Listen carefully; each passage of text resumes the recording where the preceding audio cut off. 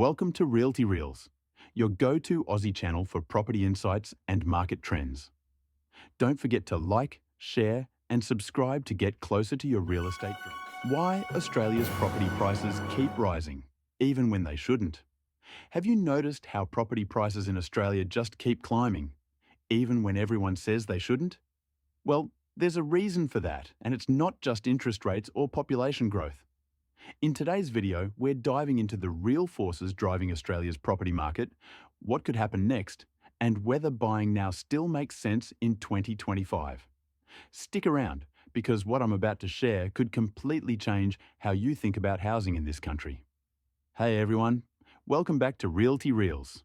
If you've been watching the Aussie property market lately, you know it's been full of surprises, record high prices, tight rental markets, and huge demand despite rising costs of living. But here's the big question. Why is housing still booming when so many can barely afford to buy? Let's unpack what's really going on, based on the latest economic insights and what it means for buyers, investors, and renters across Australia. Let's start with the basics, supply and demand. Australia simply isn't building enough homes. Economists say we need around 240,000 new dwellings each year to keep up with population growth. But we're falling short by tens of thousands. High construction costs, labour shortages and planning delays have slowed things down massively. So even though demand has cooled a bit due to interest rates, there just aren't enough properties to go around. And when supply stays tight, prices don't drop, they rise. Simple economics, right? Now, let's talk about population growth. After borders reopened, Australia experienced one of the biggest migration surges in history. Over 600,000 new arrivals in just a year, most of them young professionals and students who need somewhere to live right now. That's put huge pressure on the rental market, pushing rents higher than ever. In fact, rents are up more than 30% in some major cities compared to just a few years ago. And with more people chasing fewer homes, many are turning to buying, even if it means stretching their budgets. So while higher interest rates are supposed to cool demand, migration is doing the opposite.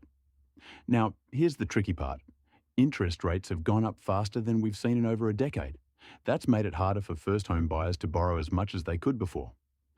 And here's the twist, investors are starting to come back, taking advantage of rising rents and long-term growth potential. And with talk that the RBA might start cutting rates in 2025, more buyers could jump back in soon.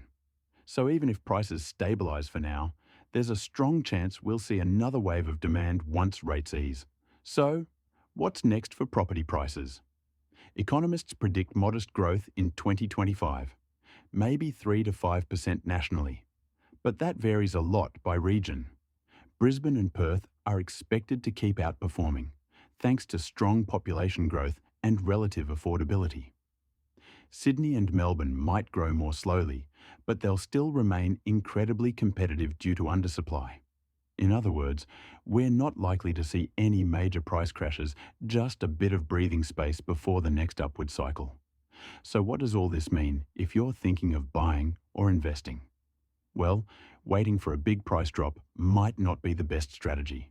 Instead, focus on value, look for suburbs with good infrastructure, job growth, and long-term demand.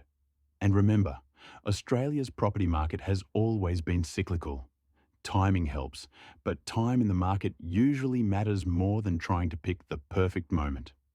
So, to wrap things up, Australia's housing story isn't just about interest rates or affordability.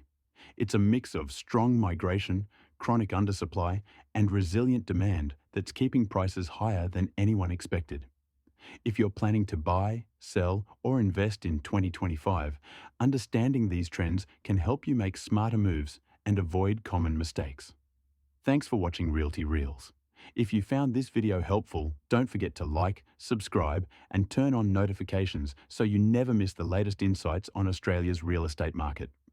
Until next time, stay informed, stay savvy, and I'll catch you in the next one.